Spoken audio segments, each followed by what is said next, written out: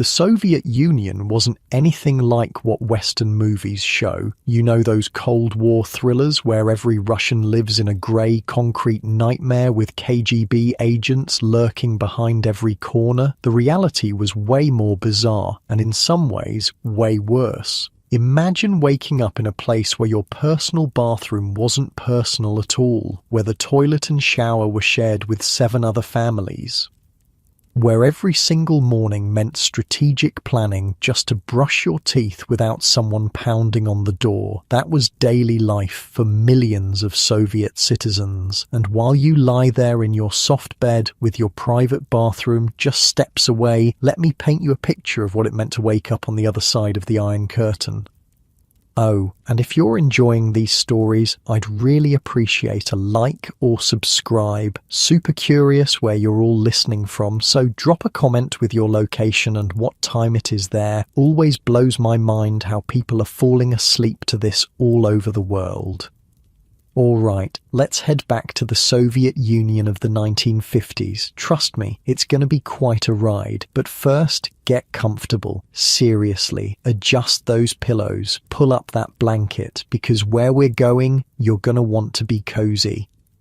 So congratulations, you just woke up in a Soviet Communalka in Leningrad, 1953. Stalin has just died, but his legacy is everywhere around you. The air in your room is chilly, central heating exists, but it's inconsistent. Your breath makes little clouds in the morning air. The thin blanket you've piled with coats for extra warmth has left you with a slight backache. Not like your comfy bed right now with its memory foam and perfectly regulated temperature. Your ears pick up the sounds before your eyes fully open, the clatter of pots in the shared kitchen, someone's argument about who used the last of the sugar, a toilet flushing through ancient pipes that groan like they're being tortured, a baby crying in the room next door. The walls in these old pre-revolutionary apartments are thick, but the doors are thin and sound travels in strange ways. You're one of the lucky ones. Your family has a room to itself, a single room, mind you, not an apartment, that measures about 150 square feet. This room is your entire living space. It's where you sleep, eat when you're not using the communal kitchen, entertain guests, and store everything you own. Privacy is a luxury that simply doesn't exist here. The concept would seem almost bourgeois. You swing your legs over the side of the narrow bed that doubles as a couch during the day. Your parents sleep on the fold-out bed on the opposite wall. The small table between will later be cleared for meals. Your clothing hangs on hooks along the wall. No closet, no dresser. Space is too precious to waste on such luxuries. Time to face the morning challenge, the bathroom. In a communalka with 8 families, timing is everything. Too early and you'll be shivering in the cold. Too late and you'll be standing in line, possibly making yourself late for work or school. The unwritten schedule that everyone grudgingly follows gives each family about 15 minutes. Some mornings, that's barely enough time to use the toilet, splash water on your face, and brush your teeth. You grab your toiletry kit, everyone keeps their personal items separate, and your towel, opening your door carefully to avoid the squeak that might wake the neighbour's baby. An angry neighbour is the last thing you need this early. You step into the long corridor that connects all the rooms. This hallway is dim, lit by a single yellow bulb. The parquet flooring, once elegant in pre-revolutionary times when this was a single apartment for a wealthy family, is now worn down by decades of foot traffic. The wallpaper is peeling in places, revealing layers beneath like geological strata, each representing a different era of Soviet history.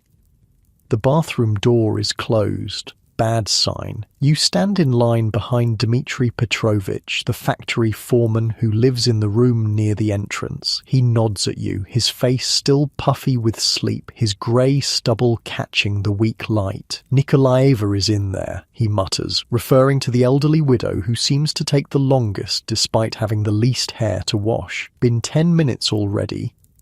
You sigh and lean against the wall. This is normal. This is life. the daily negotiation of shared space that every Soviet citizen learns from childhood. While you wait, you might as well check the day's schedule posted near the kitchen entrance, an informal system to manage kitchen time slots, especially for dinner when everyone is trying to cook at once.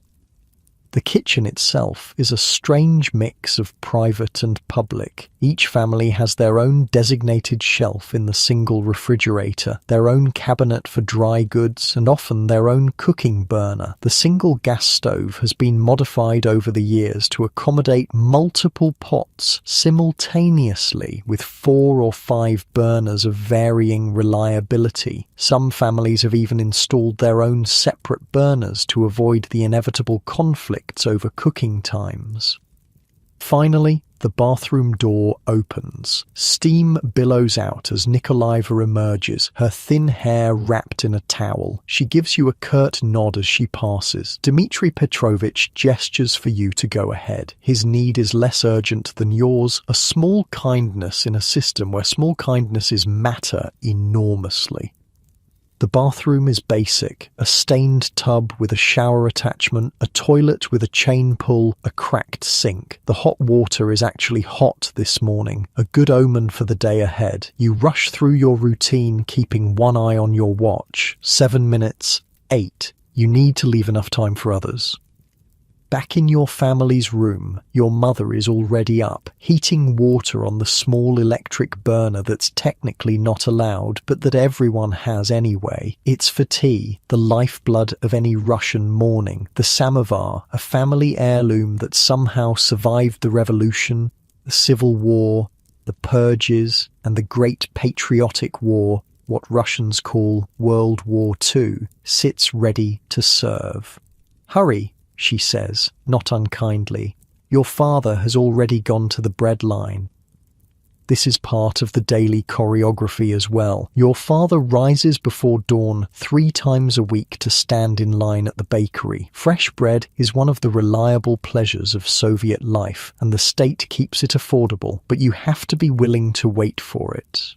On his assigned days, your father brings back enough for your family and for the Kuznetsovs down the hall, and on alternate days, Mr. Kuznetsov does the same. These unofficial arrangements, these systems of mutual aid, are how people survive. Your mother hands you a cup of strong black tea and a bowl of kasha, buckwheat porridge, sweetened with a precious spoonful of sugar. You eat quickly, standing up to save time, the routine so ingrained you barely notice it anymore. They're saying there might be oranges at the gastronome today, your mother says, referring to the state food shop 3 blocks away. I'll try to go during my lunch break.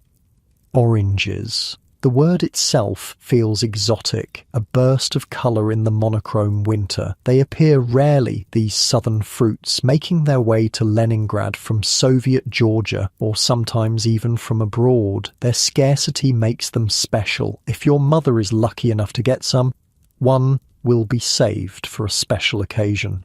Maybe even New Year's, still months away. You finish your tea, grab your coat from its hook, heavy wool, practical rather than fashionable, and prepare to face the day. Before leaving, you check yourself in the small mirror near the door. Your clothes are clean and presentable, if not exactly stylish. Style isn't a priority in the Soviet 1950s, especially not for ordinary workers. Functionality matters more than fashion. Outside the apartment, the stairwell is dark and smells faintly of cabbage and tobacco. The elevator, installed sometime in the 1930s, has been broken for as long as anyone can remember. You walk down 5 flights, your footsteps echoing in the stairwell. The street greets you with a blast of cold air. October in Leningrad means the beginning of the long descent into winter. The sky is the colour of wet cement, and a light drizzle falls, not quite rain, but enough to dampen your spirits along with your coat. People hurry along the sidewalks, collars turned up, heads down against the weather. The tram stop is crowded with workers heading to the morning shift. You join the huddle, stamping your feet against the cold. When the tram finally arrives, it's already full, but somehow everyone manages to squeeze aboard, bodies pressed together in a strange intimacy that nobody acknowledges. The tram rattles through the streets of Leningrad past the grand buildings of the imperial era, now divided into communalkas like yours, past newer apartment blocks built hastily after the war to address the desperate housing shortage. The city is a layer cake of history. Baroque palaces alongside constructivist workers' clubs, alongside classical Stalinist architecture. Through the fogged windows, you catch glimpses of the city waking up, lines already forming outside shops, women with string bags hoping for a delivery of something worth buying, street sweepers in orange vests clearing the previous day's debris, posters on walls proclaiming the success of the latest 5-year plan, showing happy workers exceeding their quotas, their faces alight with socialist fervour. The reality inside the tram is less enthusiastic. Faces are tired, resigned to another day of work in factories or offices where initiative is rarely rewarded, and meeting the plan is what matters, not actual productivity or innovation. Yet there's a certain security too. Everyone has a job, everyone has a place, however humble. At your stop, you squeeze your way to the exit, mumbling, "Excuse me" and "Pardon" as you step on toes and brush against damp coats. Outside again, you join the stream of workers heading toward the factory gates.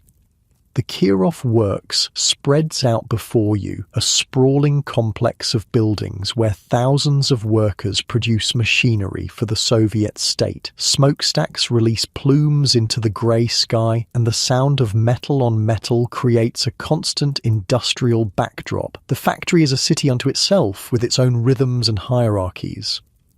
At the gate, you show your papers to the guard, who barely glances at them. He sees you every day, after all. Inside, you head to your section, nodding to colleagues along the way. The changing room is humid, with the body heat of workers removing street clothes and donning work attire. Conversation is muted, practical. Who has heard about a shipment of winter boots coming to the department store? Whose child is sick? Which section of the factory might exceed its quota this month, earning everyone a bonus? Your locker contains your work clothes, sturdy pants, a thick shirt, protective gear for your specific job. You change quickly, the workday waits for no one, and tardiness can mean trouble with the shift supervisor, or worse, attention from the party representative who keeps an eye on worker discipline. The factory floor is already humming with activity when you arrive at your station. The noise is immediate and enveloping. Machines pounding, metal screeching against metal, the shouts of foremen making themselves heard above the din. The air is thick with the smell of oil and hot metal and the sweat of hundreds of workers. Your job is precise and repetitive, operating a lathe that shapes metal components for tractors. These tractors will go to collective farms across the Soviet Union, part of the endless drive to mechanize agriculture and increase production. You take pride in your work, despite the monotony. There's something satisfying about seeing the raw metal transformed into a useful part, about knowing your hands have created something that will help feed the country. The morning passes in the familiar rhythm of work. Your hands move almost without conscious thought, muscle memory taking over. Your mind wanders as it often does to dreams and plans, maybe saving enough for a radio, maybe one day getting your own apartment through the factory housing list. Though the wait is years long. Maybe seeing your name on the board of top workers, earning a little extra money and respect. Around you, the great machine of Soviet industry grinds on, workers at their stations, each a cog in the vast apparatus of the state economy, quotas to meet, plans to fulfill, the new Soviet man and woman building socialism through labour. But the reality is more complex than the propaganda posters suggest. You see how corners are cut when materials run short, how quality is sacrificed for quantity when the end of the month approaches and quotas loom, how the official numbers reported upward bear little resemblance to what's actually produced. You see too the small resistances, workers slowing down when supervisors aren't watching, saving their energy, the jokes whispered during breaks, subtle mockeries of the system everyone depends on but few fully believe in anymore, the informal networks that ensure you can get the parts you need when official channels fail. This is the double reality of Soviet life in the 1950s, the official story of socialist progress marching ever forward and the lived experience of ordinary people navigating shortages, bureaucracy, and the thousand small frustrations of daily existence. Mid-morning, the factory horn sounds for the first break, 10 minutes to stretch, to grab a quick smoke for those who do, to exchange a few words with colleagues. The factory cafeteria is open, serving weak tea and basic snacks. Some workers bring their own food from home. A sandwich, perhaps, or leftover kasha from breakfast.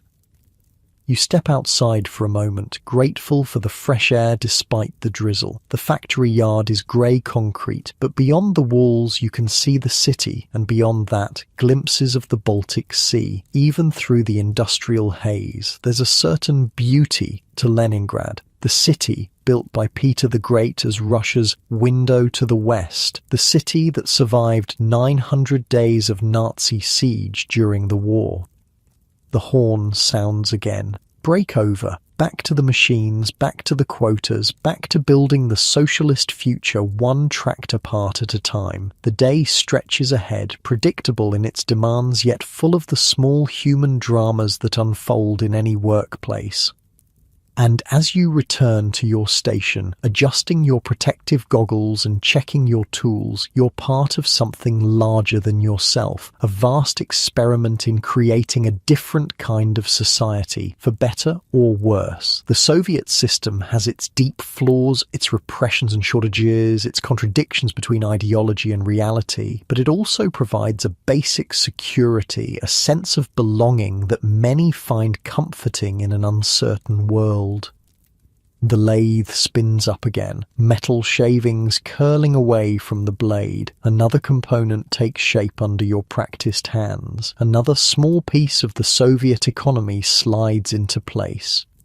The morning shift continues, each hour marked by the factory clock that everyone watches with the same intensity. Time moves differently here, stretching out during the long hours of work, then suddenly accelerating as the end of the shift approaches. There's a rhythm to factory life, as predictable as the seasons yet never quite the same from day to day. You work steadily, your mind half on the task and half elsewhere, on the evening ahead, on the letter you received yesterday from a cousin in Moscow, on the rumour that the factory might exceed its monthly quota, meaning bonus pay for everyone, small hopes and concerns, the texture of ordinary life. Around you, the great industrial symphony plays on, the sounds of machinery, of human voices calling instructions or warnings, of metal and wood and the basic materials of production. This is the sound of socialism being built, or so the slogans say. The reality, as always, is more complicated, but for now, the work continues, carrying you through the morning toward whatever the rest of the day might bring. The factory horn blares, signalling the change of shift. It's now 1962, and the Soviet Union has evolved since Stalin's death. Khrushchev's thaw has brought subtle changes to everyday life. The fear that once permeated everything has lessened, though it hasn't disappeared entirely. People speak a little more freely, though they still watch what they say and where they say it. You've moved up in the world. After years of faithful service at the Kirov works, you've been promoted to section supervisor at a newer factory in Moscow. The capital city pulses with energy that Leningrad, for all its beauty, couldn't match. Moscow is the heart of Soviet power, where decisions that affect millions are made behind the Kremlin walls. More importantly, you now have your own apartment. Not a room in a communalka, but an actual one-bedroom apartment in one of the new Khrushchevka buildings sprouting across Moscow. These 5-story apartment blocks are basic, cheaply constructed with thin walls and tiny kitchens. But they offer something precious: privacy. Your own entrance, your own bathroom, your own kitchen. After years of communal living, this feels like unimaginable luxury. The buildings themselves are identical, row after row of rectangular blocks arranged in micro-districts. From the outside, they look like giant filing cabinets for humans. But inside each apartment, people create homes, applying their own touches to the standardized spaces. Your apartment has a small balcony where you've placed a few plants that struggle against Moscow's pollution. The furniture is standard Soviet issue, functional rather than beautiful, but it's yours.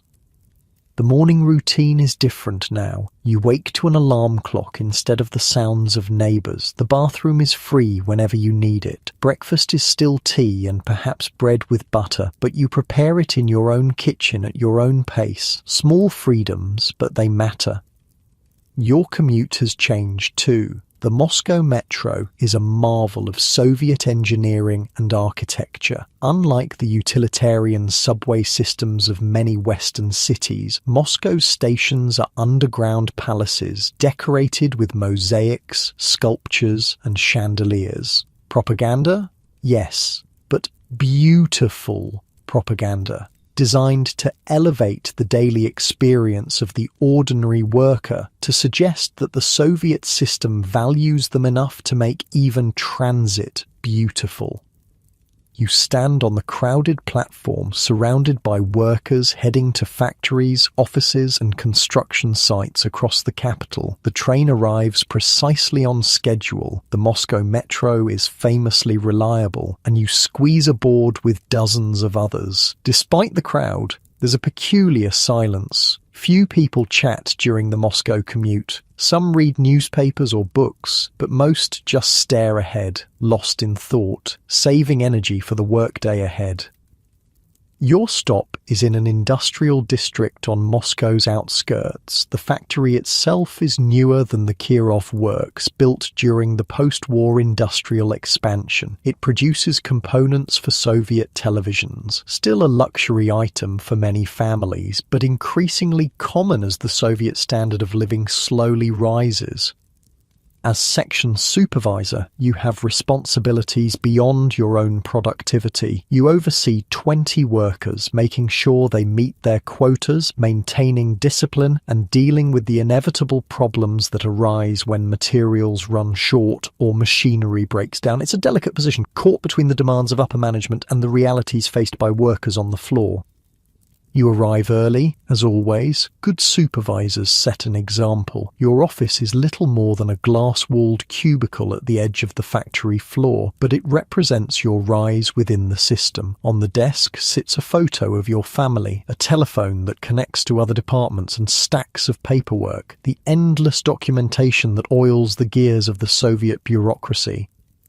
The morning meeting with other supervisors is the first order of business. The factory director, Comrade Volkov, presides. He's a party man, competent enough, but owing his position more to political reliability than technical expertise. His deputy, the chief engineer Sokolov, is the one who really understands how things work. This division between political authority and practical knowledge is typical throughout the Soviet system. Comrades, Volkov begins. I've just come from the ministry meeting. The planned targets for the third quarter have been increased. We're expected to raise production by 12%. A murmur runs through the room. 12% is substantial, especially mid-year when resources have already been allocated based on the original plan. "Where are we supposed to get the additional materials?" asks Antonina Sergeyevna, supervisor of the assembly section. She's been at the factory since it opened and isn't afraid to ask difficult questions. Volkov shrugs slightly. "The ministry assures us the supply increases will follow. In the meantime, we must find reserves within our current allocations." Everyone knows what this means. Reserves is code for cutting corners, for making do, for the 1,000 improvisations that keep Soviet factories running despite the rigid planning system. It's understood but never officially acknowledged that meeting targets often requires creative solutions that might not strictly follow regulations. The meeting continues with updates on various issues: a delayed shipment of components from Sverdlovsk, a visit from party officials next week, the upcoming factory sports competition. Throughout, there's the subtext that everyone understands: the official goals and the practical realities rarely align perfectly, and the gap must be navigated carefully.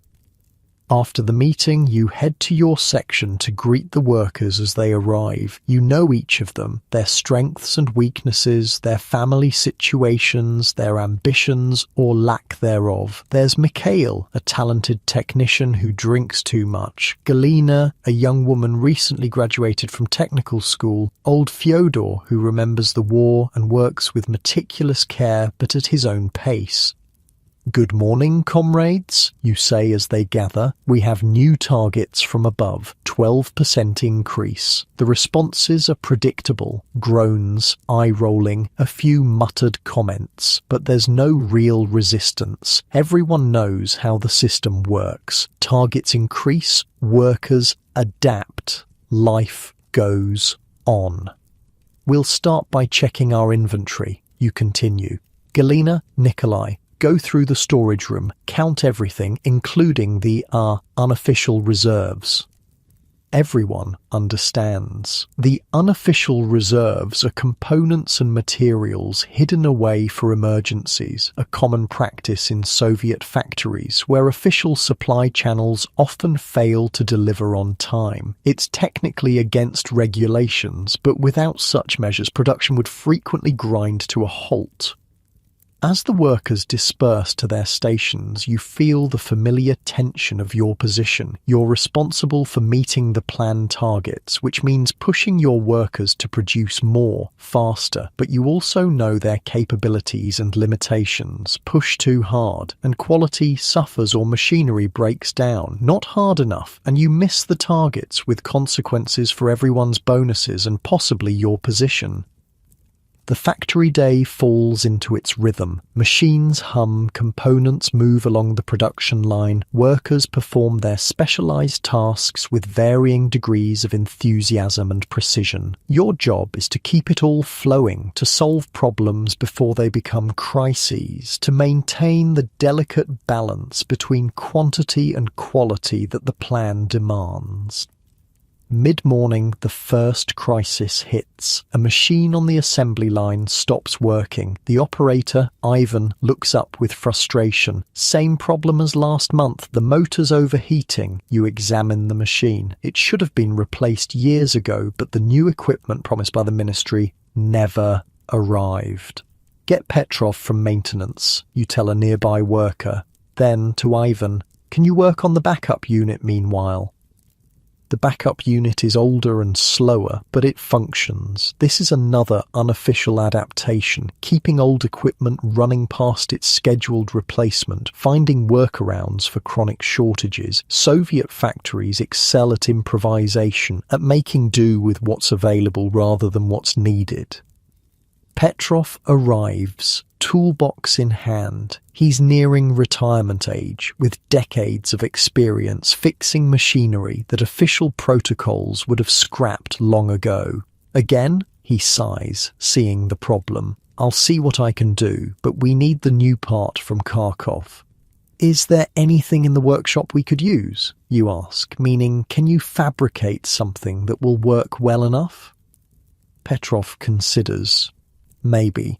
Let me check what Sergey's been hoarding." He heads off toward the maintenance workshop, where Sergei, the head of maintenance, keeps his own unofficial inventory of parts salvaged from other machines or fabricated in-house. This is how things actually get done, through personal connections, unofficial channels, and creative interpretations of the rules. The formal system, with its rigid plans and centralized allocation of resources, is too slow and unresponsive to meet the daily challenges of production. So a parallel system has evolved, one that everyone participates in but nobody officially acknowledges.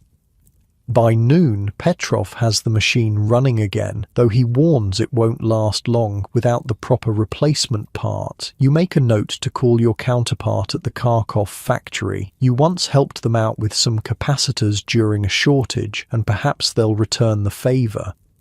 The lunch break offers a brief respite. The factory cafeteria serves basic but filling food at heavily subsidized prices: cabbage soup, kotlety, meat patties with mashed potatoes, compote to drink. Food is fuel here, not an experience to be savoured. Workers eat quickly, some reading the factory newspaper, others discussing last night's hockey match or sharing family news. You sit with the other supervisors, the conversation a mix of shop talk and careful gossip. Who's being considered for promotion to the central office? Is it true that the electronics factory across town received a shipment of Japanese components? Will the summer vacation schedules be approved soon? Information is a valuable currency in the Soviet system, and these informal exchanges are how much of it circulates. Official channels provide only selective facts, so people rely on personal networks to fill in the gaps. The result is a society where rumours flourish alongside official pronouncements, where truth is often somewhere in the middle, and where everyone becomes skilled at reading between the lines.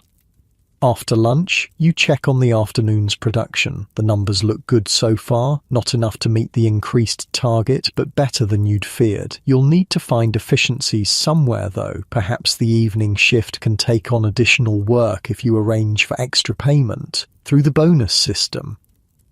The bonus system is another key element of Soviet industrial life. Basic wages are relatively low and standardized, but bonuses for exceeding quotas can significantly increase a worker's pay. It's the state's way of providing incentives within a system that officially rejects capitalist competition. In practice, it creates its own distortions, encouraging quantity over quality, leading to end-of-month production surges and sometimes outright falsification of numbers.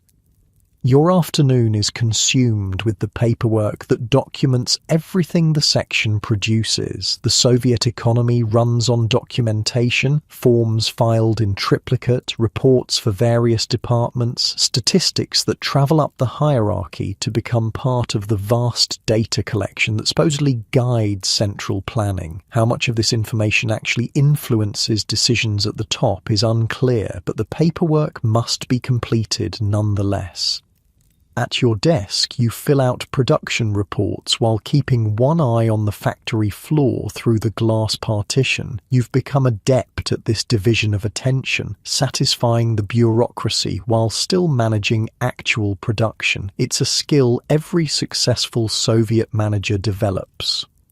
A knock at your door interrupts the paperwork. It's Dmitri from the personnel department, a young man with ambitions beyond his current position. His visits usually mean either a problem or an opportunity, sometimes both. Comrade supervisor, he says with a formality that suggests official business. The party committee is reviewing candidates for the advanced training program in Moscow. Your name has been mentioned.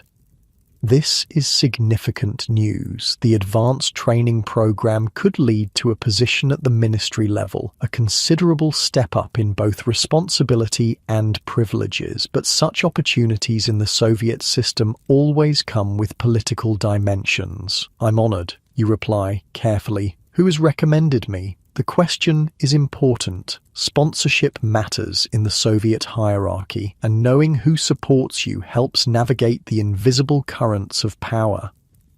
Dmitri smiles slightly. Comrade Sokolov spoke highly of your technical abilities, and of course your participation in last year's voluntary weekend work project was noted favourably. The translation is clear. The chief engineer values your competence, and your visible enthusiasm for officially promoted activities has been recognised. This is how advancement works, a combination of genuine ability and demonstrated political reliability. Not party membership necessarily, many managers aren't party members, but at least a willingness to participate in the rituals that affirm loyalty to the system.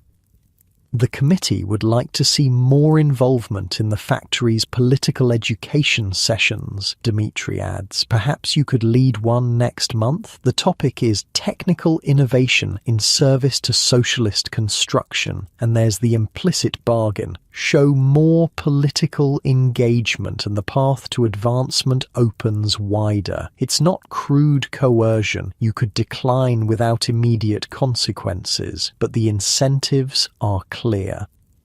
I'd be happy to prepare something, you say, knowing that an evening or two of research and writing is a small price for potential career advancement. After Dmitri leaves, you return to the production floor for the final hours of the shift. The afternoon energy is different, a combination of fatigue and the push to complete the day's quotas. Workers move with practiced efficiency, their bodies knowing the routines even as their minds might wander to evening plans or personal concerns.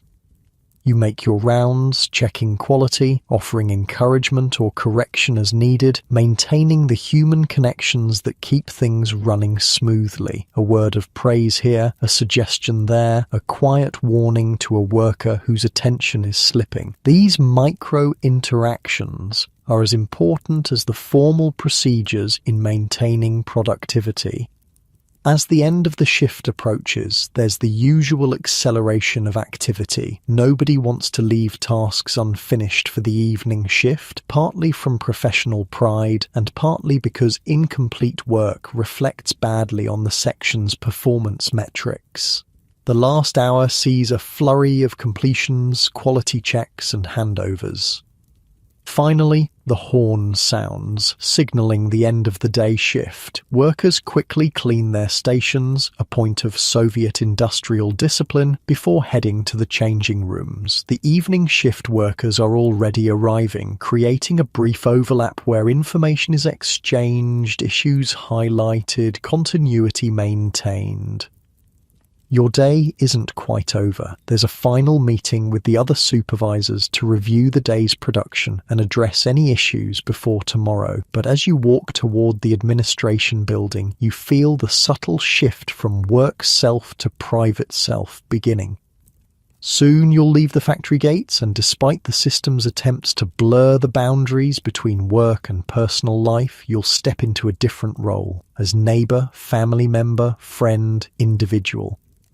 This separation isn't complete in Soviet society, where one's work identity carries significant weight in all aspects of life, but there is still a distinction, a space where private thoughts and relationships exist apart from official roles. It's in this space, apartments, kitchens, circles of trusted friends, that much of what makes life meaningful takes place, regardless of the system's attempts to collectivize all experience. The evening stretches ahead with its own possibilities and constraints. Perhaps a stop at a shop if a rumour of available goods proves true, an hour in line if necessary, maybe a visit to a friend's apartment for tea and conversation, or a quiet evening at home with a book or the radio.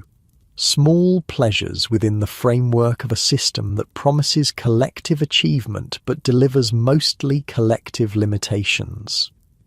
As you enter the meeting room, you carry this awareness with you of the gap between official narratives and lived experience, between socialist promises and daily compromises, between the ideal Soviet citizen portrayed in posters and the real people navigating a complex system with a mixture of conformity, resistance, and simple perseverance. It's within this gap that the true story of Soviet life unfolds, day after ordinary day.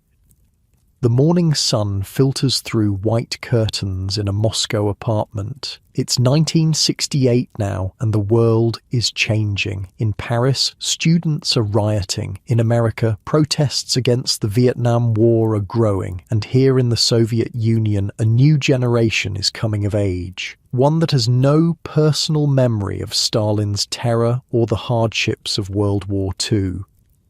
The alarm clock rings and 13-year-old Natasha reaches out to silence it. Unlike her parents' generation, Natasha has never known communal living. She's grown up in this small but private apartment with her own tiny bedroom that doubles as a study.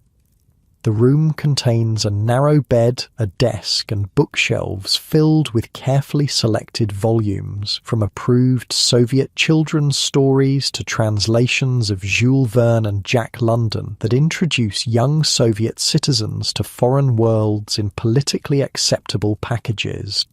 On her desk sits a nearly completed homework assignment on Russian grammar. Education is serious business in the Soviet Union, and children learn this early. The state invests heavily in education, with a rigorous curriculum focused on mathematics, sciences, and Russian language. Foreign languages are taught too, often German or English, though the emphasis is on reading technical literature rather than conversation.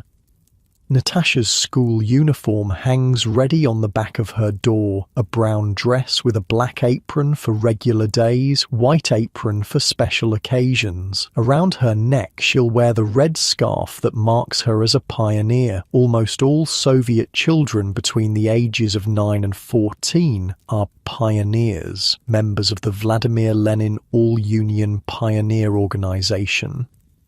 It's not technically mandatory, but non-participation would raise questions about a family's ideological commitment and potentially limit a child's future opportunities. The pioneer scarf is more than a piece of clothing. It's a symbol of belonging to the collective, of participation in the official youth culture that the Soviet state has carefully constructed. Natasha ties it with practiced ease, the routine as familiar as brushing her teeth or braiding her hair. In the kitchen, her mother is already preparing breakfast. Kasha again, the ubiquitous porridge that forms the foundation of many Soviet meals, accompanied by black bread and tea. Her father sits at the table reading Pravda, the official party newspaper. The radio plays softly in the background, broadcasting the morning exercise program, followed by news emphasizing industrial achievements and friendship between socialist countries. "Hurry, Natasha," her mother says. "You have pioneer meeting before classes today." Pioneer meetings are a regular part of school life, sessions where children participate in organized activities designed to instill Soviet values. They sing patriotic songs, discuss the achievements of Lenin and the party, plan community service projects, and prepare for various competitions between pioneer troops. These activities aren't viewed as indoctrination, but as proper civic education, teaching children their role in the collective and their responsibility to contribute to society. Natasha eats quickly, gathers her school materials, and heads out. The school is within walking distance, one of the advantages of Soviet urban planning, where micro-districts are designed with schools, shops, and other services clustered near residential buildings. The morning is crisp, autumn painting the trees in Moscow's parks with hints of gold and red. Other children in identical uniforms converge on the school from surrounding apartment blocks, creating streams of brown and white flowing toward the imposing building with its statue of Lenin by the entrance. Inside, Natasha joins her pioneer troop in the assembly hall. 30 children stand in formation, scarves bright against their uniforms. At the front, the pioneer leader, a young woman studying education at the university, calls them to attention. The ceremony begins with the raising of the Soviet flag and the recitation of the pioneer oath. I, a young pioneer of the Soviet Union, in the presence of my comrades, solemnly promise to passionately love my Soviet motherland, to live, study, and struggle as the great Lenin bequeathed according to the laws of the pioneers of the Soviet Union. The words are familiar, repeated so often they've become almost automatic, yet there's still something stirring about 30 young voices speaking in unison, affirming their place in the great Soviet experiment. The collective experience is powerful, creating bonds between children who will grow up together, study together, and eventually work together in various branches of the Soviet economy.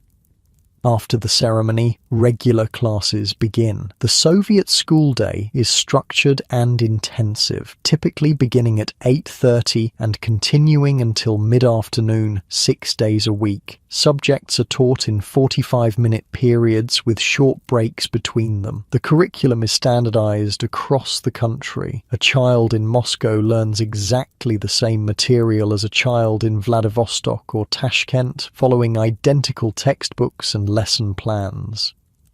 Natasha's first class is mathematics, taught by a stern woman whose dedication to her subject is matched only by her intolerance for carelessness. Soviet education emphasizes mathematics and sciences, areas where the country competes internationally and which form the foundation for engineering and technical careers that the planned economy requires.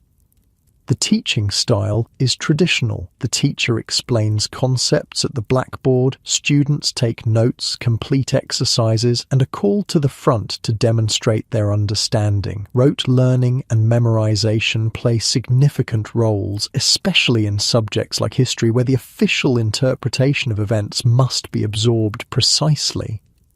But there's also genuine intellectual rigor, particularly in mathematics and sciences. By the time they finish secondary school, Soviet students have typically completed coursework in algebra, geometry, trigonometry, calculus, physics, chemistry, and biology at levels that often exceed Western requirements for college admission. After mathematics comes Russian literature, another cornerstone of Soviet education. Students study the classics of Russian literature extensively, though the interpretations are filtered through the lens of Soviet ideology. Pushkin, Tolstoy, and Chekhov are presented not just as great writers, but as critics of the pre-revolutionary order and forerunners of Soviet consciousness. For lunch, students eat in the school cafeteria, a simple meal of soup, kotlety, meat patties, and compote, fruit drink, subsidized by the state to ensure all children receive proper nutrition regardless of family circumstances. The equality of the cafeteria, like the uniformity of dress, reinforces the collective nature of Soviet education. Afternoon classes include history, taught strictly according to Marxist-Leninist principles, with emphasis on class struggle and the inevitable progress towards socialism, and physical education, where basic fitness is supplemented with pre-military training, especially for boys. The Soviet system views physical development as inseparable from intellectual growth, preparing children to be both productive workers and defenders of the socialist homeland if necessary. After school, Natasha doesn't immediately return home. Like many Soviet children, her day includes extracurricular activities organized through the school or the pioneers. Today, it's choir practice, preparing patriotic songs for the upcoming celebration of the October Revolution.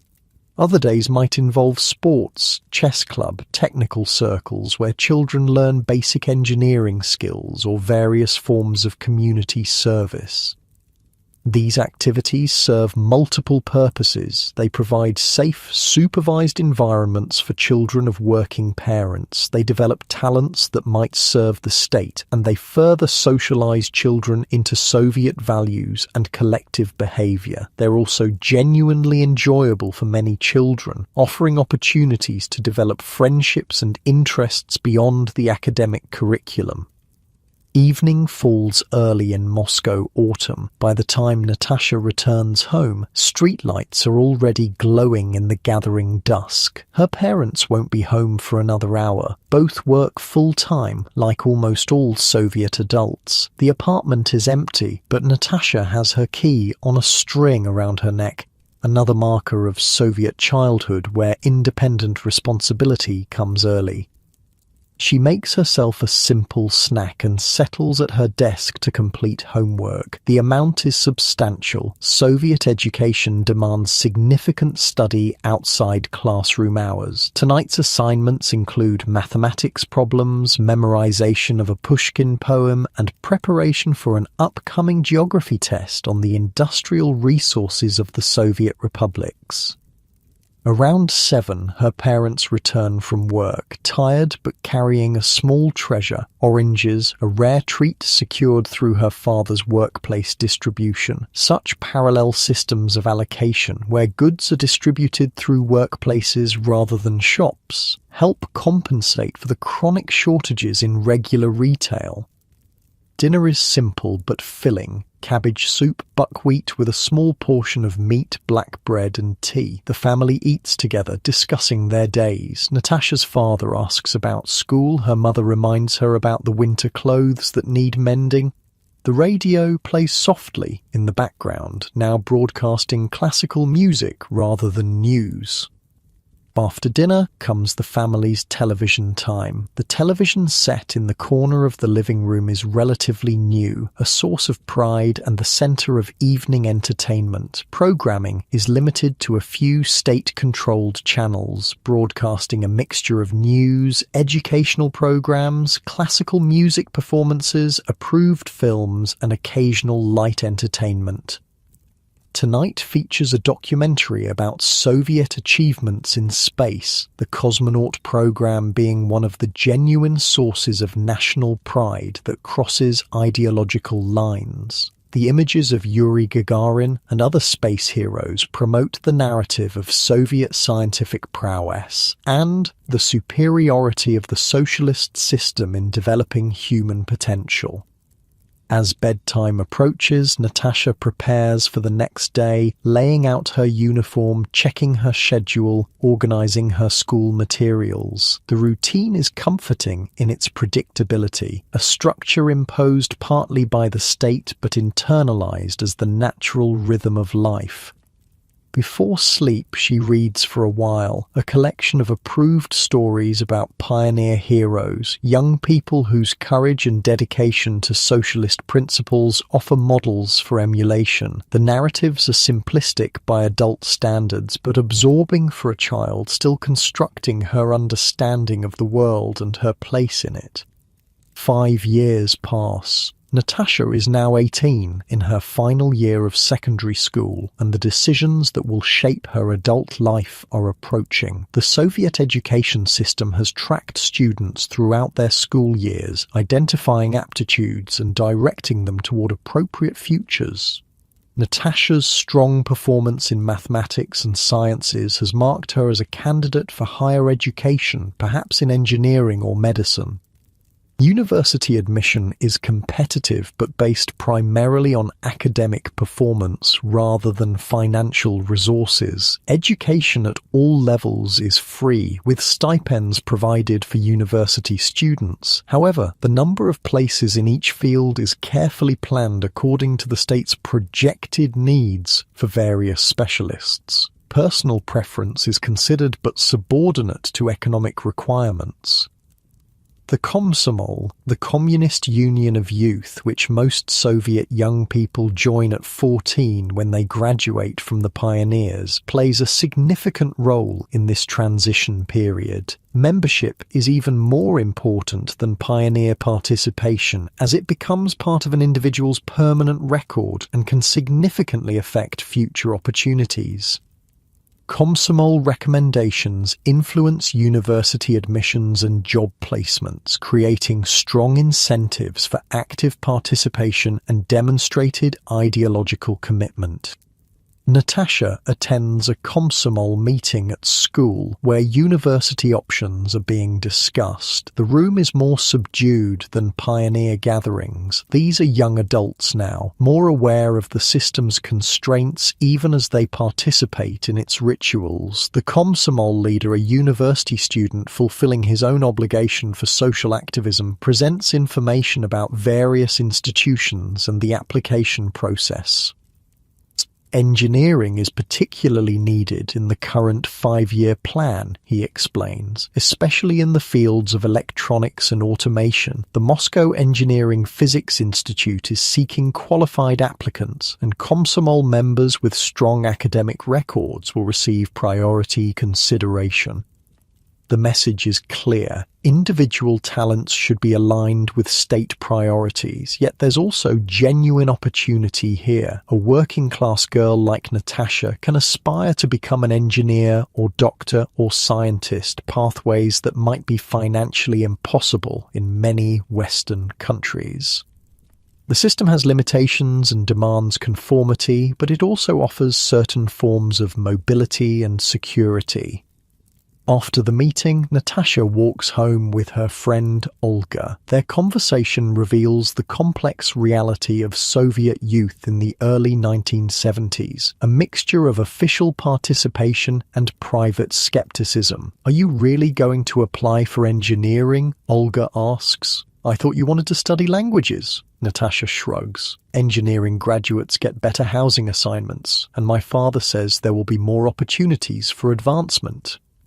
"My cousin Sergei knows someone who has Beatles records." Olga changes the subject, lowering her voice slightly. "Real ones, not copies. He invited us to listen on Saturday." This is the dual consciousness that many Soviet young people develop: outward conformity to official expectations alongside private explorations of alternatives, particularly Western cultural influences that find their way through the Iron Curtain despite official restrictions. The Beatles, blue jeans, American films shown at private gatherings, these become symbols of a different kind of life, glimpsed imperfectly through the filters of Soviet isolation. The next day at school, the class attends a special lecture on Soviet science and world progress. The speaker, a local party official, emphasizes how the socialist system creates better conditions for scientific development than capitalism, where research is supposedly driven by profit rather than human needs. The students listen with expressions of appropriate interest, taking notes that might be checked for ideological correctness. Afterward, in the corridor, brief comments are exchanged. "My uncle works at the Research Institute," one boy whispers. "He says they're 5 years behind the Americans in computer technology." Such private assessments, shared only with trusted friends, create an alternative information ecosystem running parallel to official pronouncements. Most young people become adept at navigating between these worlds, knowing when to demonstrate enthusiasm for Soviet achievements and when it's safe to acknowledge their limitations. For most, this isn't experienced as painful hypocrisy, but as a practical adaptation to reality. They genuinely value certain aspects of Soviet life: the security, the community, the ideals of equality and collective welfare, while recognizing the system's failures to fully deliver on its promises. Few envision overthrowing the system. They simply create spaces within it where private truths can exist alongside public performances.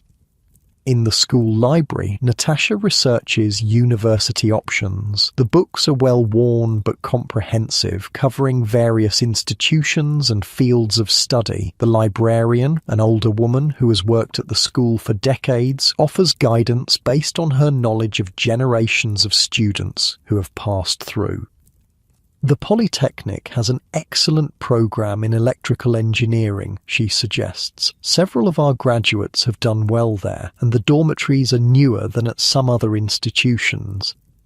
Such practical considerations, the quality of housing, the reputation of professors, the availability of stipends, shape educational choices as much as academic interests. The Soviet system promises education based on merit, but navigating its realities requires knowledge of its unofficial hierarchies and networks. As the school year progresses, Natasha and her classmates prepare for final examinations and the transition to adult life. For some, this will mean university studies. For others, technical schools that provide more specialized training. For still others, immediate entry into the workforce. All know that their performances now will significantly influence their future paths within the system.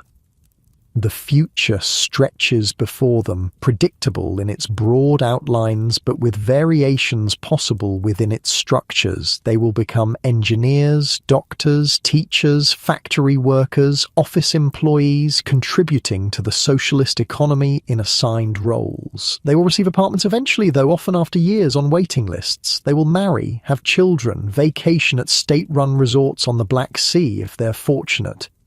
Few imagine the system itself might not endure. The Soviet Union in the early 1970s appears stable despite its inefficiencies and constraints. The experiences that have shaped these young people, the pioneer ceremonies, the Komsomol meetings, the standardized education with its emphasis on collective achievement, have prepared them for integration into the existing order, not for its transformation. Yet change is already working beneath the surface. The generation coming of age has subtly different expectations than their parents, shaped by relative material security rather than revolutionary fervor or wartime sacrifice. They take certain benefits for granted while being more aware of the system's limitations, especially in comparison to glimpsed Western alternatives. They don't yet know it, but they are living through what will later be called the era of stagnation, the Brezhnev years, when the Soviet system maintained stability at the cost of dynamism, when economic growth slowed while official rhetoric remained triumphant, when the gap between public statements and private realities gradually widened. For now, though, they focus on immediate horizons, examinations to prepare for, university applications to complete, Komsomol responsibilities to fulfill. The system has shaped them, but they are beginning to shape their own responses to it, finding spaces for individual meaning within collective frameworks. They are both products of Soviet education and something more complex, young people with dreams and doubts, conformity and curiosity, moving toward an adulthood whose contours are still forming in the changing light of history. The record player spins quietly in the corner of a Moscow apartment. It's 1975 now, and the needle drops on a vinyl disc marked with Melodia, the state record label. The music that emerges is officially approved Soviet estrada, popular music with orchestral accompaniment and clear vocals, singing of love, nature, and occasionally patriotic themes. Natasha, now 25, sits in an armchair, listening. After graduating from the Moscow Engineering Physics Institute, she works as an engineer at a research facility in the capital. The small apartment is her own, allocated through her workplace after a 2-year wait, a relatively short time by Soviet standards. The furnishings are the standard Soviet issue that everybody recognizes. The same wall unit, the same sofa, the same lamps available in state stores across the country. But there are personal touches too. Books fill the shelves, classics of Russian literature, technical volumes related to her field, and a few treasured foreign works in translation that circulate among friends. A handmade macrame wall hanging created during a phase when this craft became inexplicably popular throughout the Soviet Union adds texture to the otherwise plain wall. On the small balcony, potted plants bring a touch of nature into the urban setting. The record finishes and Natasha carefully puts it away before selecting another, this one not from Melodia but a bootleg recording of Western music copied onto old X-ray films in a process known as music on ribs. The sound quality is poor, but the Beatles' songs are recognizable. This small act of cultural rebellion isn't particularly dangerous in the mid-1970s. The harshest repression of the Stalin era is long past, but it still exists in a grey area, neither fully approved nor actively prosecuted.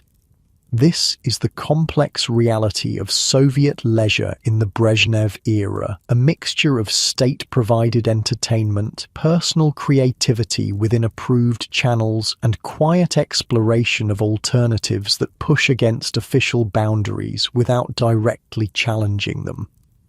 The telephone rings, interrupting the music. It's Olga, Natasha's friend since school days, now a doctor at a Moscow clinic. "Are you still coming to the film tonight?" she asks. "They're showing The White Sun of the Desert at the Cosmos." Soviet cinema offers one of the more sophisticated forms of entertainment available to ordinary citizens. While heavily censored and required to operate within ideological constraints, talented directors and actors still manage to create works of genuine artistic merit. Some, like The White Sun of the Desert, become beloved classics, watched repeatedly by audiences who know the dialogue by heart. The film, an Eastern, the Soviet equivalent of a Western, set in Central Asia during the Civil War, blends adventure, comedy, and patriotic themes in a package that's both entertaining and ideologically acceptable. Released in 1970, it's already become a cultural touchstone, with cosmonauts traditionally watching it before space launches for good luck. "Of course," Natasha replies. "Shall we meet at the metro at 6? We can try the new cafe afterward if the line isn't too long." The emergence of cafes represents a small but significant expansion of leisure options in Soviet cities during this period. While not comparable to Western establishments in variety or atmosphere, they offer spaces for socializing outside the home or workplace, serving simple foods and non-alcoholic beverages in settings designed to be modestly attractive. The metro journey to the cinema passes through stations that remain one of the genuine marvels of Soviet public works. Palatial underground spaces decorated with mosaics, sculptures, and chandeliers kept meticulously clean. The contrast with the often shabby above-ground reality is striking but unremarked upon by riders who have grown accustomed to this daily juxtaposition. The Cosmos cinema, built in the distinctive Soviet modernist style of the 1960s, draws a substantial crowd despite this being a weekday evening. Soviet ticket prices are kept deliberately low. Culture is considered a public good that should be accessible to all, not a commercial product. Inside, before the film, newsreels play, a standard feature of Soviet cinema showings. These present carefully selected current events, emphasizing industrial achievements, fraternal relations with socialist countries, and the contrast between peaceful Soviet life and the supposed chaos and exploitation of the capitalist world. The audience watches with the polite attention given to official communications, neither fully believing nor openly questioning.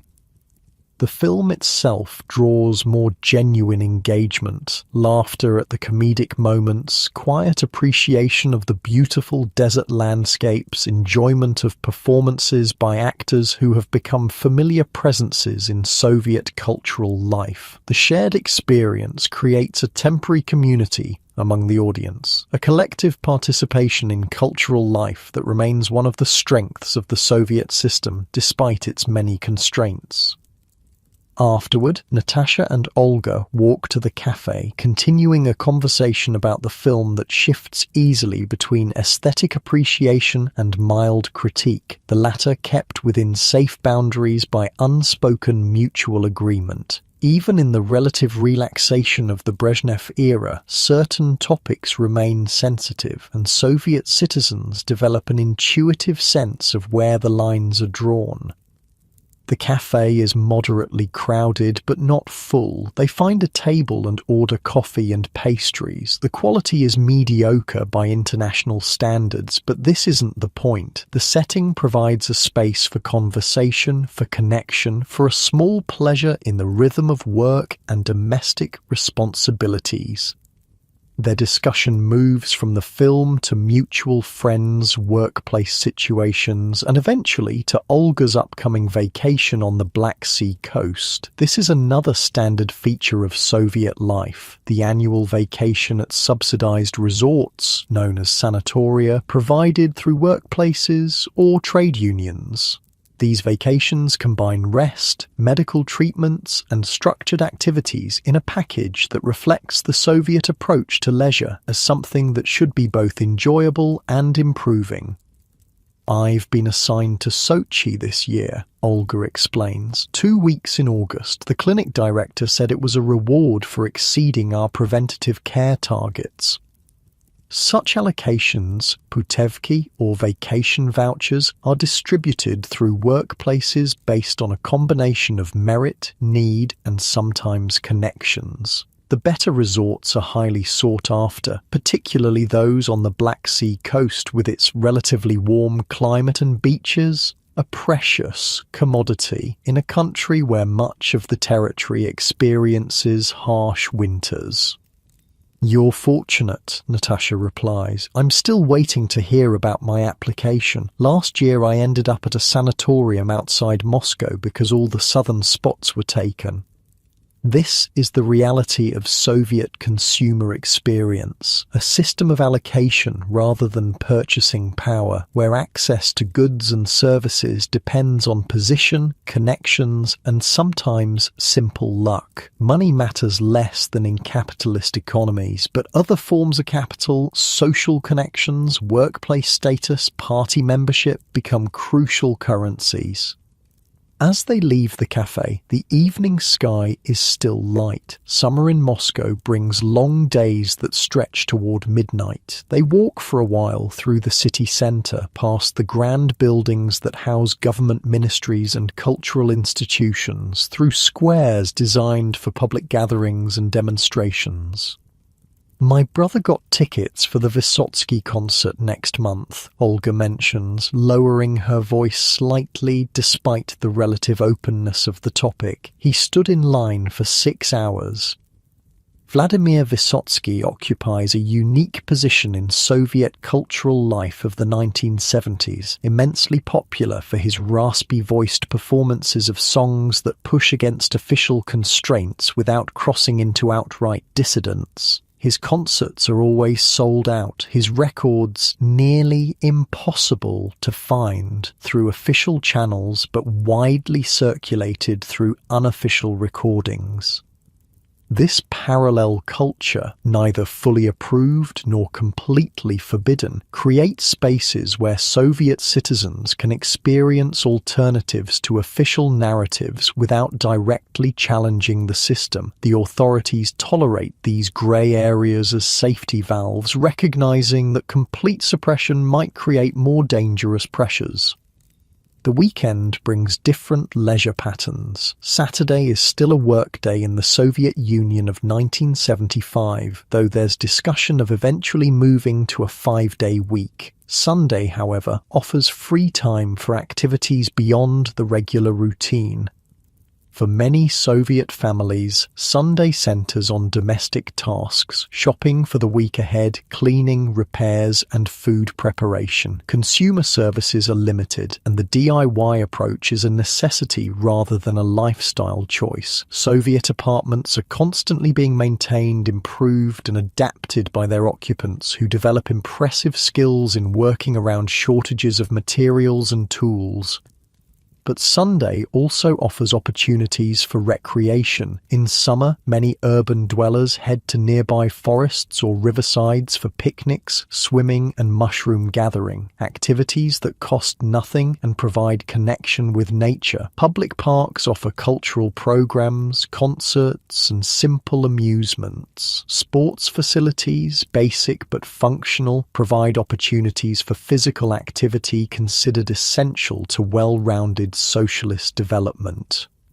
Winter recreation adapts to the harsh climate. Ice skating in city parks, cross-country skiing in surrounding forests, or simply walking through snow-covered landscapes bundled against the cold. Indoor activities increase: chess tournaments, amateur theatrical performances, lectures at workers' clubs or cultural centres. This Sunday, Natasha visits her parents in their apartment across the city. The family gathering is a cornerstone of Soviet leisure, maintaining connections that provide both emotional support and practical assistance in navigating the system's challenges. Conversations around the kitchen table often last for hours, ranging from personal matters to carefully expressed political observations, all within the private sphere where greater honesty is possible. Her mother has prepared a special meal, using ingredients secured through various channels, some from regular shops, others from the farmers' market where collective farm workers can sell surplus produce at higher prices, and a few treasured items from the workplace distribution that supplements the regular retail system. "Look what your father's colleague brought back from East Germany," her mother says, proudly displaying a package of coffee, a luxury item in the Soviet context where instant coffee is the norm, and even that is often in short supply. The meal unfolds at a leisurely pace, accompanied by conversation that moves between family news, workplace stories, and discussion of a television program that everyone watched the previous evening. Soviet television offers limited channels and programming, but certain shows become national events, watched by huge portions of the population and providing shared cultural references. "Did you see 17 Moments of Spring?" her father asks, referring to a popular spy drama set during World War II. The whole design bureau stopped work to talk about the latest episode. These shared cultural experiences create connections across Soviet society, bridging differences in education, location, and occupation. Despite the system's many divisions and hierarchies, there remains a common cultural language that most citizens understand and participate in. After the meal, they listen to a radio program featuring classical music, another area where Soviet cultural provision excels. The state's emphasis on high culture means that classical music, ballet, and theatre receive substantial support, with performances accessible to ordinary citizens through subsidized tickets and regular broadcasts. Evening brings a return to Natasha's apartment and preparation for the work week ahead. The Soviet routine is predictable: 6 days of work followed by a single day of rest, with limited variation throughout the year except for official holidays. These holidays provide important punctuation in the Soviet calendar, combining ideological commemoration with genuine celebration. Revolution Day, November 7th, and May Day, May 1st, feature official parades followed by family gatherings. New Year's Eve, the major non-ideological celebration, includes decorated trees, secular versions of Christmas trees, special foods, and the exchange of gifts brought by Grandfather Frost rather than Santa Claus. Such celebrations blend state ceremony with personal warmth, official narratives with private meanings. Another example of how Soviet citizens create spaces for authentic connection within ideological frameworks. The working week begins again on Monday, with its familiar rhythms of metro journeys, workplace interactions, and evening returns to private spaces. For Natasha, like many Soviet professionals, work provides not just income but identity and social connections. Her research facility, like most Soviet workplaces, functions as more than just a site of production or research. It's also a social institution that organizes various aspects of employees' lives, from housing allocation to vacation vouchers, from political education to cultural activities. The workplace trade union arranges theatre outings, sporting events, and holiday celebrations. This integration of work and social life reflects the Soviet attempt to create all-encompassing collectives that provide for citizens' needs while maintaining ideological alignment. The result is a system where private life never fully separates from public roles, where workplace relationships carry significant weight in overall social networks. One evening after work, Natasha attends a lecture at the House of Scientists, one of many specialized cultural centers that cater to particular professional groups. The topic is cybernetics, a field that has had a complex relationship with Soviet ideology but is now cautiously embraced as necessary for economic development. The audience consists mainly of specialists in related fields, creating an environment where technical discussions can occur with relatively limited ideological framing. Such professional gatherings offer spaces for more open exchange of ideas, though still within boundaries that participants understand intuitively. Afterward, a small group continues the discussion at a colleague's apartment, one of the informal gatherings where Soviet intellectual life often flourishes most authentically. In private spaces, with trusted associates, conversations can explore implications and questions that might be problematic in public settings. These kitchen table discussions, whether among family members, friends, or colleagues, represent a vital layer of Soviet social experience. Behind closed doors, people speak more freely, share unsanctioned materials, and develop perspectives that may diverge from official positions without constituting active opposition. For most Soviet citizens, this dual consciousness doesn't feel like hypocrisy, but like a practical adaptation to reality, accepting the system's constraints while creating spaces for authentic connection and meaning within them. Few actively oppose the regime. Most simply navigate its contours, finding niches where personal fulfillment remains possible. The week continues with its mixture of work obligations and modest leisure opportunities. One evening brings a visit to the Tretyakov Gallery, where Russian and Soviet art is displayed in a setting that emphasizes cultural continuity and national achievement. Another evening is spent at home, with a book borrowed from a friend, a translation of a foreign novel that isn't officially banned, but isn't widely available either. Weekend plans develop, perhaps a visit to the countryside if the weather holds, or a gathering at a friend's apartment to listen to music and talk. These small pleasures, these moments of connection and aesthetic enjoyment provide texture and meaning within the larger structures of Soviet life.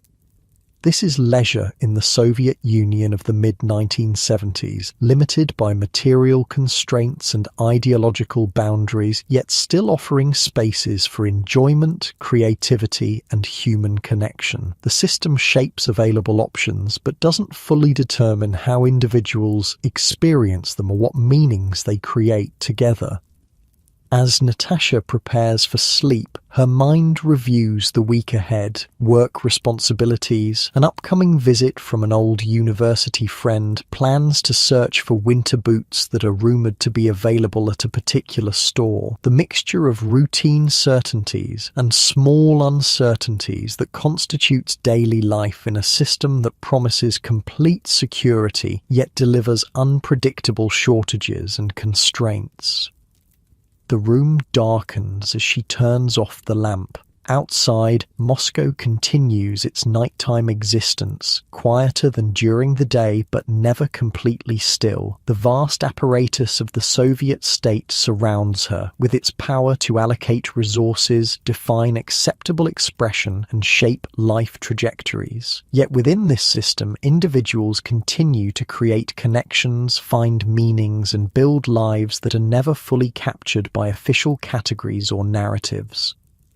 Sleep approaches gradually, bringing temporary release from the negotiations and adaptations that Soviet life requires. Tomorrow will bring another day of navigating between public performance and private authenticity, between collective imperatives and personal aspirations. But for now, there is just the darkness, the quiet, and the drift toward dreams that remain beyond the state's ability to plan or direct. Evening shadows lengthen across Moscow as the sun sets behind the city's distinctive skyline. It's 1983 now, and subtle changes are rippling through Soviet society. The long tenure of Leonid Brezhnev ended with his death the previous year, and after the brief leadership of Yuri Andropov, the system seems to be drifting, uncertain of its future direction. In her Moscow apartment, Natasha, now 33, prepares dinner in her small kitchen. The apartment feels more settled now, accumulated possessions, giving it the lived-in quality that comes with years of habitation. Photographs on the walls document personal history. Family gatherings, vacations at Black Sea resorts, celebrations with friends. Books have multiplied on the shelves, representing years of careful collection through official bookstores, second-hand shops, and exchanges with friends.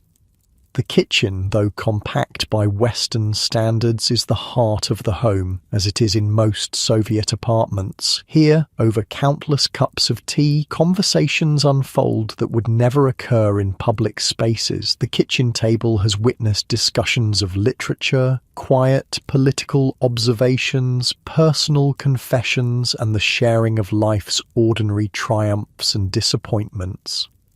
Tonight, Natasha is expecting guests, a small gathering of close friends who meet regularly in each other's homes. Such gatherings represent one of the most valued forms of Soviet leisure, especially as the initial energy of the Brezhnev years has faded into what many now call stagnation.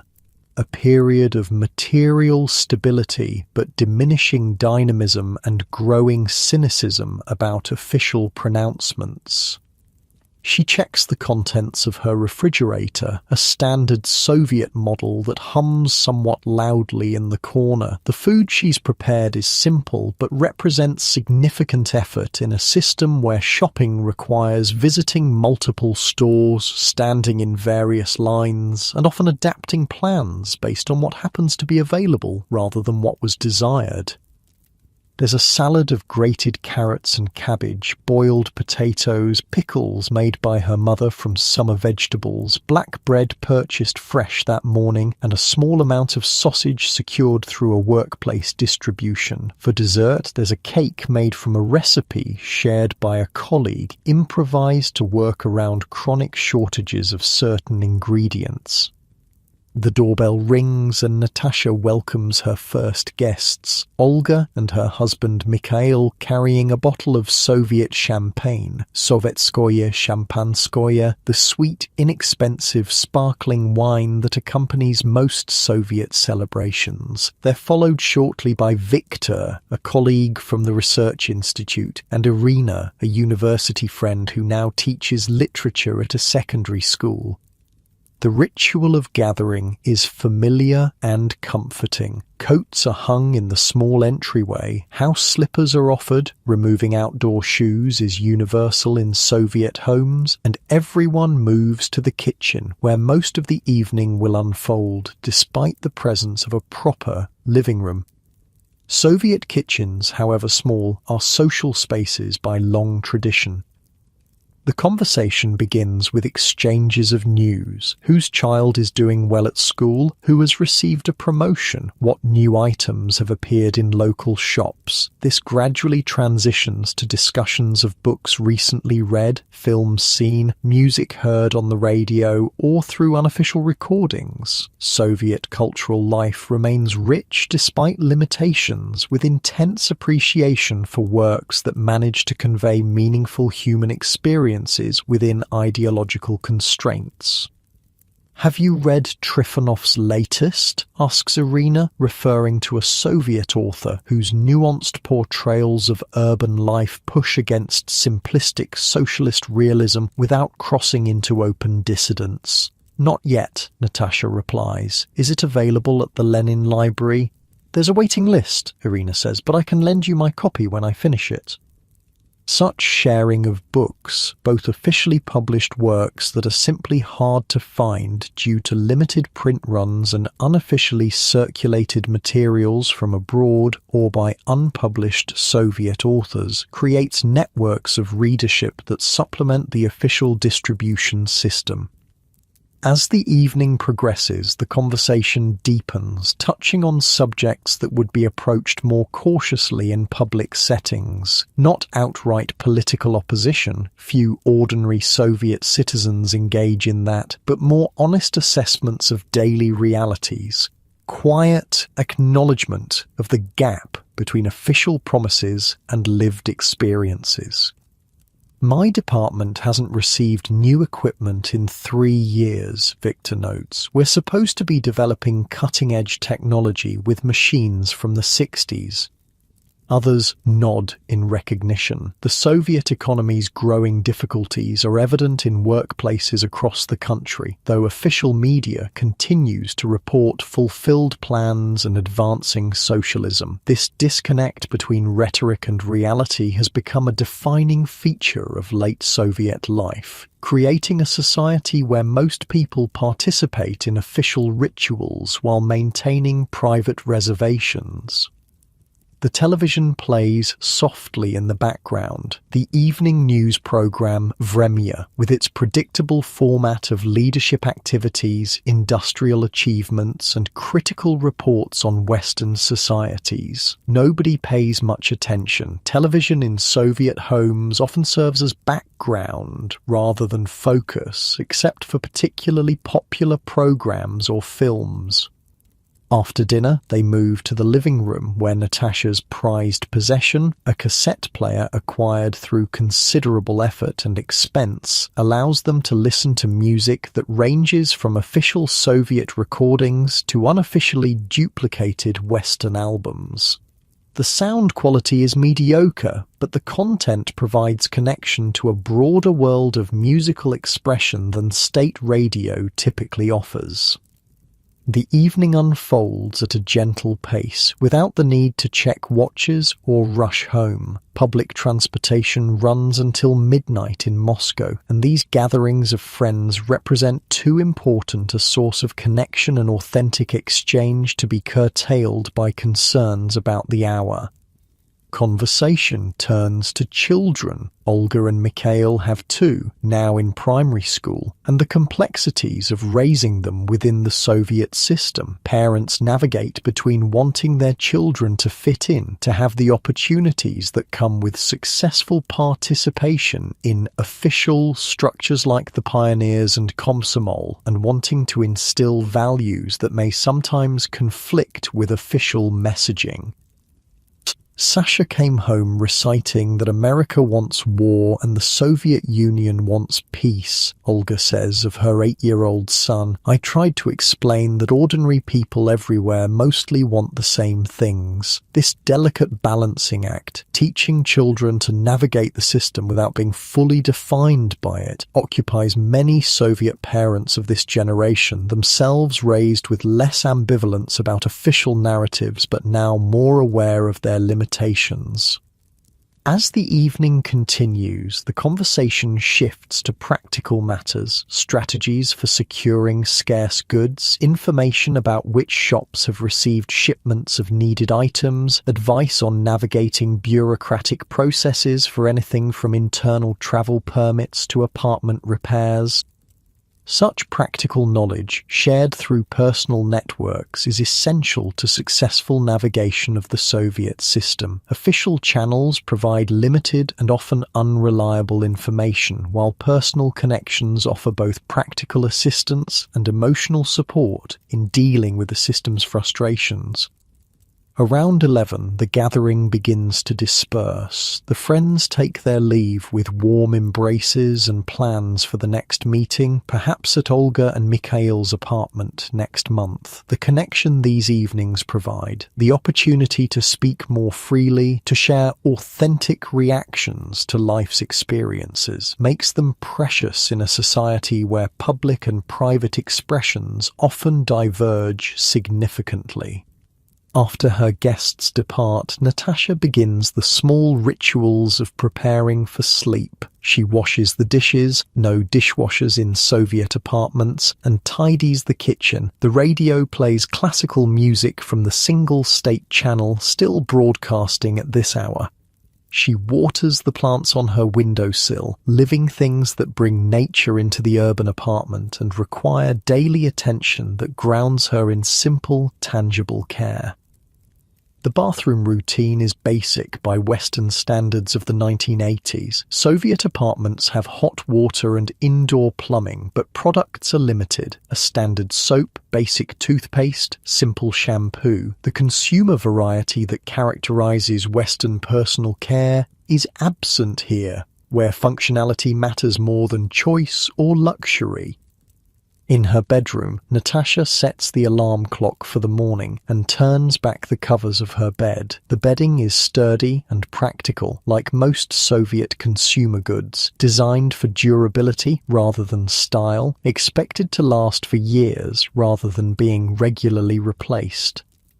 Before sleep, she reads for a while, a collection of poems by Anna Akhmatova, whose work, once suppressed, is now cautiously published in the somewhat more relaxed cultural climate of the post-Stalin decades. The poems speak of suffering, resilience, and the preservation of human dignity under difficult circumstances, themes that resonate across Soviet experience even when not explicitly political. Outside the window, Moscow settles into night. The huge city, capital of the world's largest country, never fully sleeps, but its rhythms slow. Factories operate around the clock, but shops are closed. Theatres and concert halls dark. Offices empty until morning. The metro runs less frequently, though it never completely stops. The vast apparatus of the state continues functioning, power plants generating electricity, security services monitoring, the basic infrastructure of urban life maintained. Natasha's thoughts drift as sleep approaches. Her life has unfolded within the structures of the Soviet system, education directed toward economic needs, housing allocated through official channels, leisure shaped by state provision and limitations. Yet within these structures, she has created a meaningful existence, professional accomplishment, deep friendships, appreciation of culture, small daily pleasures that accumulate into a life uniquely her own. Like most Soviet citizens, she has developed a dual consciousness, participating in official rituals and narratives while maintaining private understandings that sometimes complement and sometimes contradict them. This isn't experienced as painful hypocrisy, but as a practical adaptation to reality, a way of preserving authentic selfhood within systemic constraints. As sleep draws nearer, her thoughts become more fragmentary, moving between memories, current concerns, and vague plans for the days ahead. The rhythm of Soviet life is predictable in its broad outlines: work, household tasks, social gatherings, official holidays marking the calendar year. Within this predictability, small variations and personal meanings create texture and significance. What she doesn't know, cannot know, as she drifts towards sleep in 1983, is that the system surrounding her, which appears solid and permanent despite its inefficiencies and constraints, has less than a decade remaining. The Soviet Union, which has shaped every aspect of her life, from education to housing to the food on her table, will dissolve before the 1980s end. The signs of strain are visible: economic stagnation, technological lag behind the West, growing cynicism about official pronouncements, but few imagine complete transformation rather than gradual reform. The vocabulary for what might replace the Soviet system doesn't yet exist in common discussion. The possibilities remain unarticulated except in dissident circles far from mainstream experience. For now, there is just this apartment, this evening, this gradual transition from wakefulness to sleep. Outside, the huge country continues its existence, spanning 11 time zones, encompassing hundreds of ethnic groups, structured by a political system that has endured for nearly 7 decades. Inside, a single citizen concludes her day, one life among millions, shaped by this vast experiment in creating an alternative to capitalism with all its achievements and failures. A few years later, in 1985, a new leader named Mikhail Gorbachev will ascend to power, introducing concepts like glasnost, openness, and perestroika, restructuring, that will unleash forces beyond his ability to control. The rigid structures of Soviet life will begin to loosen, creating both new possibilities and new uncertainties. For ordinary citizens like Natasha, these changes will bring complex mixtures of opportunity and challenge. Greater freedom of expression and access to previously restricted information will expand horizons. Economic reforms will create possibilities for initiative and entrepreneurship alongside inflation and instability. The solid guarantees of the Soviet system, guaranteed employment, stable prices, predictable if limited consumer access, will give way to the volatile dynamics of markets still taking shape. Some will adapt quickly to these new conditions, finding niches in the emerging system. Others will struggle with the dissolution of structures that, despite their limitations, provided security and predictability. Most will experience some combination of liberation and loss as the world they've known throughout their lives transforms around them. But all of that lies in an unimaginable future as Natasha drifts towards sleep on this Moscow night in 1983. Her thoughts slow, her breathing deepens, and the day's experiences gradually dissolve into the approaching landscape of dreams. The small sounds of the apartment, the refrigerator's hum, the occasional creak of the building settling, the distant murmur of a neighbour's radio create a familiar acoustic backdrop to the transition from wakefulness to sleep. These ordinary sounds, these modest comforts of home, exist within a system that encompasses everything from nuclear arsenals to space exploration, from industrial production to ideological pronouncements.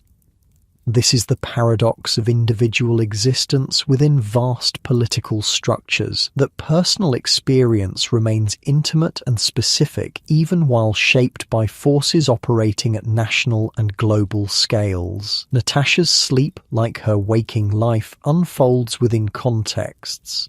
She didn't choose but has learned to navigate, finding spaces for authentic being within circumstances partly given and partly created. Outside her window, stars are visible through breaks in the cloud cover, the same stars seen from Washington or London or Beijing, indifferent to the ideological divisions of Earth. Inside, a citizen of the Soviet Union completes her day like millions of others across the country, each with unique dreams and concerns, each with personal joys and sorrows that transcend political categories, even while influenced by them. As consciousness fades, the boundaries between historical context and individual experience blur. There is just this moment, this gradual release of waking awareness, this drift toward the renewal that sleep provides. The complexities of Soviet life, its achievements and failures, its security and constraints, its collective narratives and private truths recede temporarily as sleep approaches. In this transition between wakefulness and dreams, between public participation and private renewal, Natasha's experience touches something universal. Beyond systems and ideologies, beyond the specific structures of Soviet life or its alternatives, there remains the basic human cycle of activity and rest, engagement and withdrawal, the social world and the intimate space of sleep. And as her breathing deepens and her thoughts scatter like leaves in a gentle wind, she crosses the border between historical specificity and the shared human experience of surrender to sleep. The Soviet citizen becomes simply a sleeping person, joined in this most basic of experiences with humans everywhere, regardless of the systems they inhabit or the ideologies they embrace or reject. The night deepens, Moscow sleeps, not everyone at once, but in overlapping cycles of rest and wakefulness that maintain the city's essential functions while allowing its citizens necessary renewal. Tomorrow will bring another day of navigation through the structures and possibilities of late Soviet life. But for now, there is just the darkness, the quiet, and the universal human journey into sleep. And with that, close your eyes and drift off to sleep.